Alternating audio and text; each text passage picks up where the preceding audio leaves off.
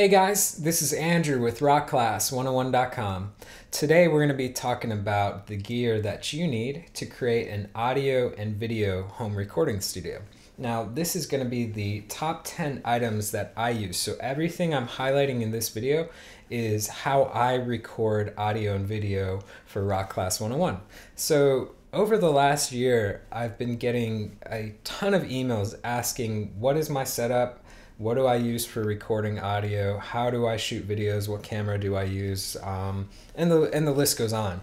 So I thought it was about time to actually tell you guys exactly how I record, but also present it in a course format. So if you click this link, you can actually check out the complete course. So the course is going to do three things. Starting with this video, it's going to teach you what gear that you need.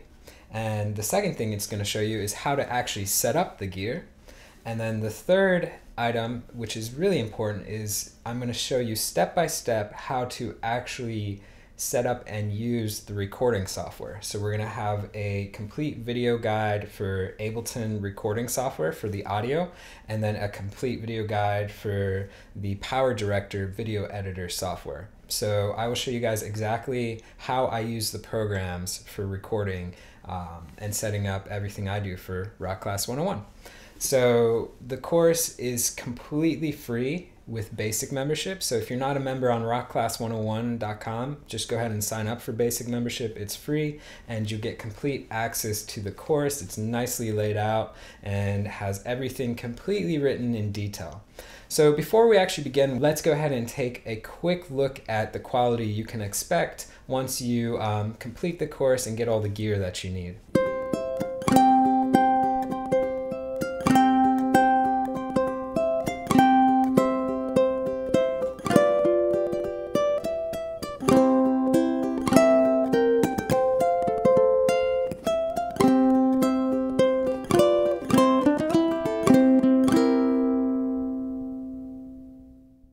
All right, so starting with number one on our list, that is going to be the audio interface. So think of an interface as basically a really high quality sound card. So when you plug your ukulele direct, if it's got a pickup, or you plug the microphone in, that's gonna go into the interface and then it connects to the computer. So think of it as the middleman. So literally the interface is just a very high quality sound card. It is literally the most important piece of the puzzle that you need for recording. Now I use the Roland quad capture. So despite what it's named quad, it really only has two analog channels for recording. So that means that you can only record one uke plus one mic together at the same time, or you could record two ukes at the same time or two mics at the same time. So even though it's called quad, the other two are something else, which is probably not what you're going to be using and definitely not what I would be using for recording.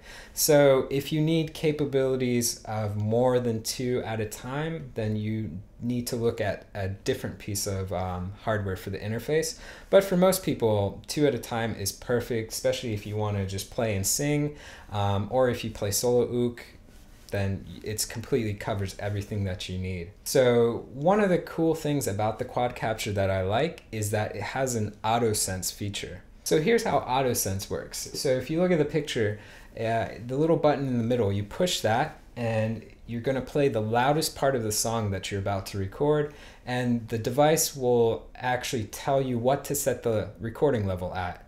So for beginners, that's the hardest thing to figure out, is how do I set the recording level for my uke and for my mic? Because if you go too loud with the setting, you're going to clip, and a clip makes the sound distorted. So that's really bad. And if you set it too low, no one's going to be able to hear your recording. So that's what I love about quad capture. It tells you what to set the device at for recording, and it is dead accurate. It's crazy how accurate it is.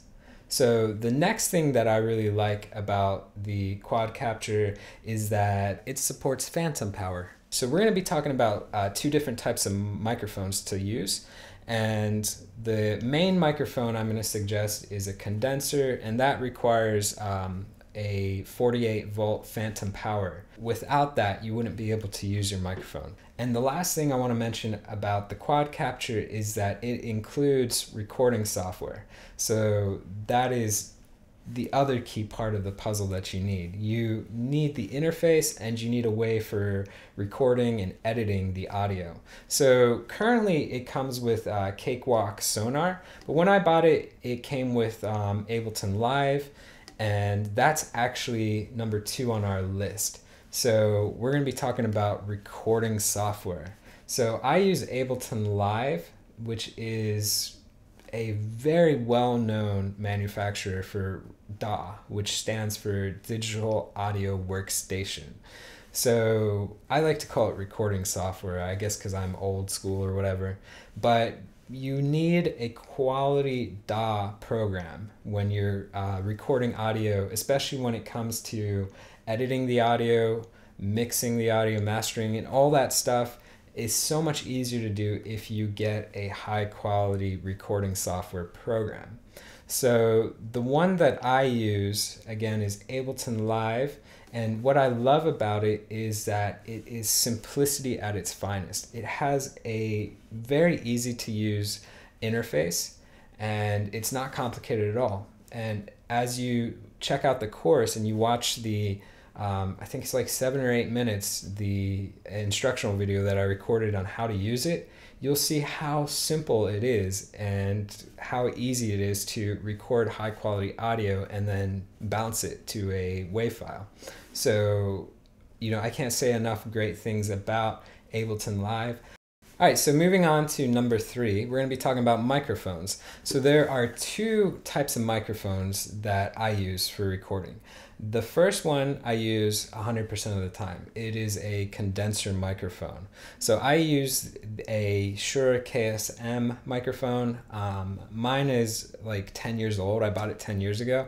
The new model is this one. It looks literally exactly the same as mine. This is an expensive mic. It comes in at 550 bucks. So in the links below, I have a recommendation for a cheaper one, but let's go ahead and just highlight the difference between this microphone and the other one I'm going to recommend. So a condenser microphone basically offers a very high fidelity audio quality. The thing with condensers is they're very sensitive to sound. So if you are having a goal of recording organically, like just the ook not plugged in, and you want to sing, then the condenser mic is definitely the choice that you want to use. So opposed to a dynamic mic, the one that I use is the SM57. And this one I use for miking the amplifiers. So especially when I'm playing guitar, when I'm miking the amps at gigs, or if I'm recording electric guitar, that is what I use. You can use it for, I have an acoustic amp that I plug my ook into that I use it for. But if you are going to be gigging and you need to mic at the venue, then the dynamic mic is a lot better choice. And they're not very expensive. It's $100 and they're very robust. It lasts forever, basically. So those are the 2 microphones. The condenser mic, again, is the one that you want to get. It is a bit more pricier than the dynamic, but that is the one that you'll be using all the time. Okay, so let's move on to point number 4. So number 4 is going to be covering our microphone accessories. So for recording, we're obviously going to need a microphone stand because you can't hold the mic out and record, right? So you're going to need to buy a quality stand. The one I'm recommending, I think, was like 70 bucks or something. The reason it's so expensive is that it uses like metal parts, right? It's all made out of metal. There's no cheap plastic really on it. And I've literally taken this stand on so many gigs, thrown it in the back of my car, dropped it on concrete, and it's all scratched up and doesn't look super pretty, but it functions perfectly. So I would really recommend spending a little bit more to buy a quality mic stand. That way you don't have to buy another one in the future, or you don't have to worry about, sometimes the condenser mic can be heavy.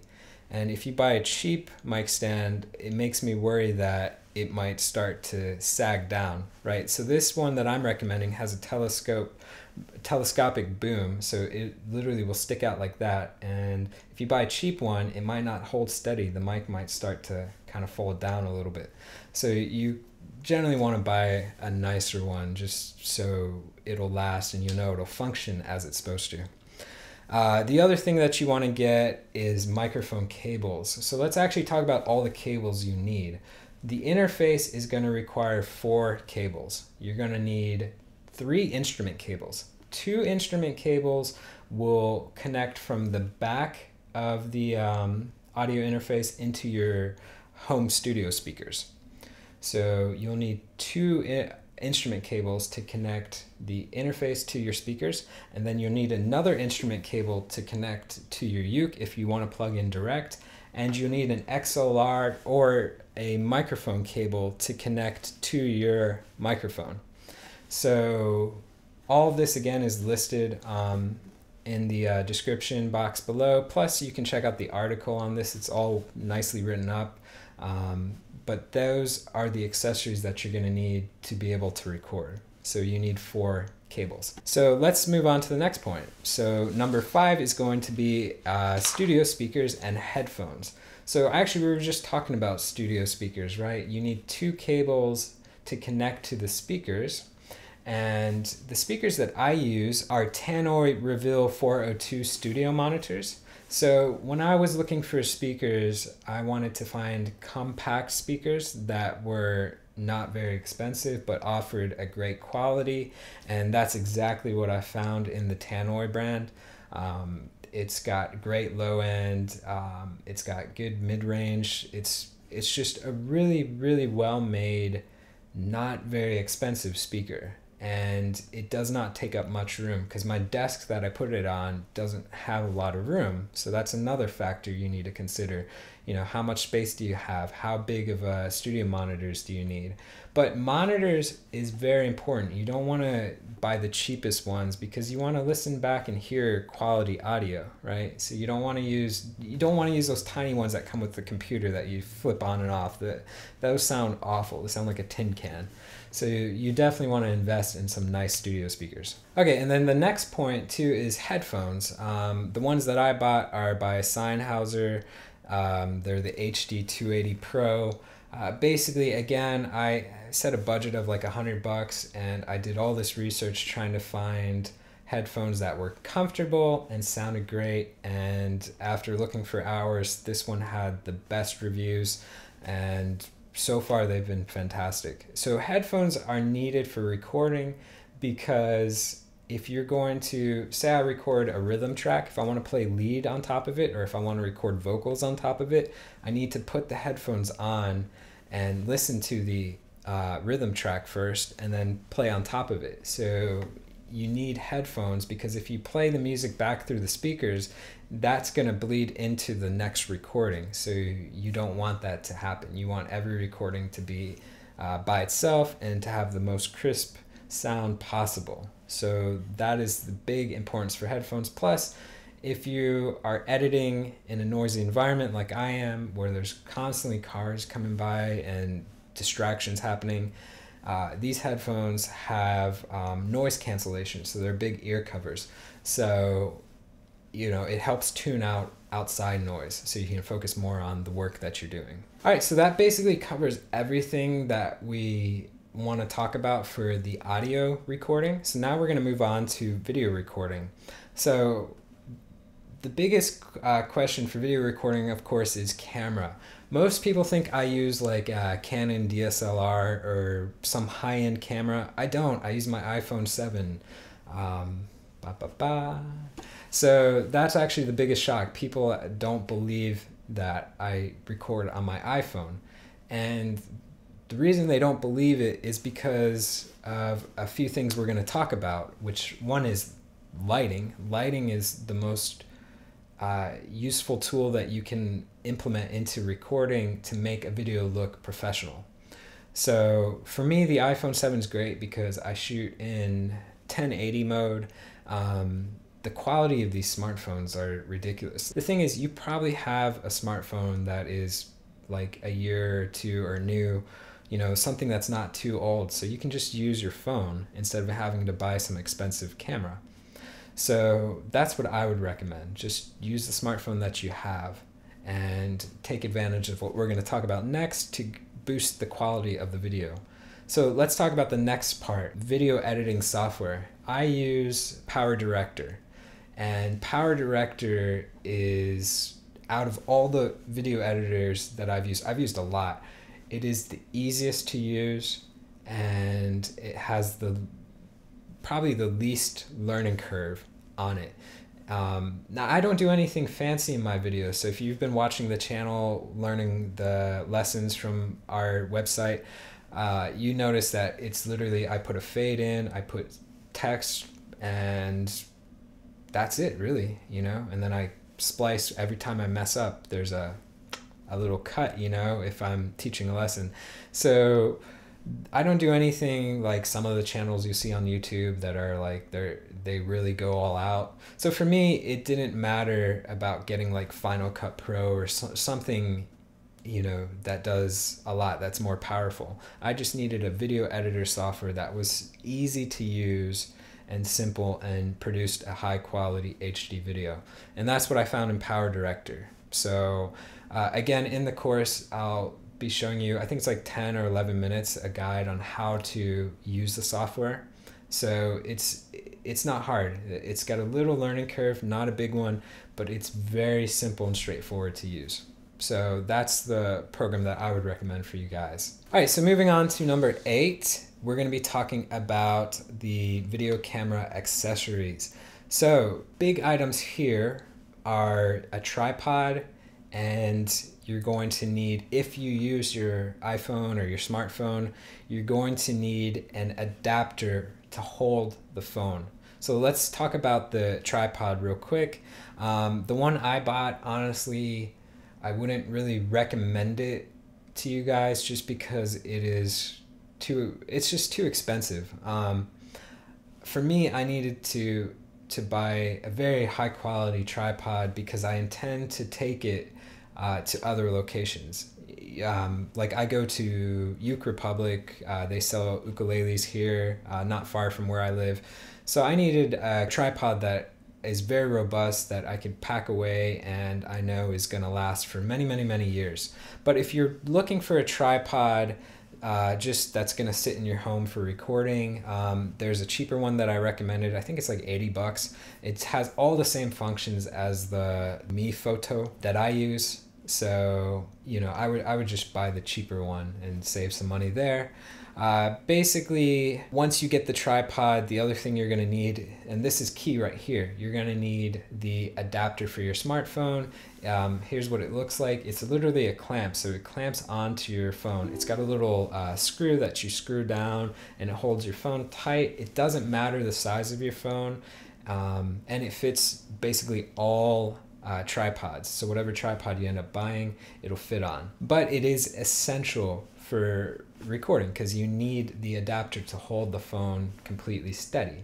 And the one that I use is the ShoulderPod S1. It has tons of great reviews, and it's worked flawlessly ever since I bought it. So I can't recommend that one enough to you guys. It's not too much. It's like 35 bucks, and that's it. So let's actually move on now to number 9. All right, so point number 9 is actually probably one of the most important points of video editing and recording. It's lighting. So I use a 3-point lighting setup, and in the course we're actually going to detail how to set that up. But basically, if you look at these two clips or these two pictures, you can see the difference of before and after. So before, I was using like some cheap lights that I bought from Home Depot. They were like 10 bucks each. There was one to the left and one to the right of me, and yeah, the quality was awful. And then when I bought the 3-point lighting setup and set it up correctly, you can see how much better the quality got. So I can't say enough about 3-point lighting, and again, in the course we're going to be teaching you guys how to set it up. But lighting made the biggest impact and the biggest difference on the quality of my videos. So lighting is key. All right, so that will conclude all of the gear. And I know you're wondering, what is number 10? Well, number 10 on our list is you, because without you, none of this stuff would be useful, right? So you are the key factor, and you are the most important part of recording. So I hope this guide for gear really helps you guys, gives you kind of a steady path on what you need for recording. Remember to check out the complete course at rockclass101.com. It's nicely laid out, so everything will be presented step by step, how to set up the gear, and how to use the software for video editing and use the software for audio recording. So everything that you need to actually use what I recommended will be on our course. All right, guys, I hope you enjoyed this. If you have any questions, post a comment below or post a comment on our forums. We've already got a topic open for talking about the recording setup. So definitely just join our community, and I will see you guys there. Thanks.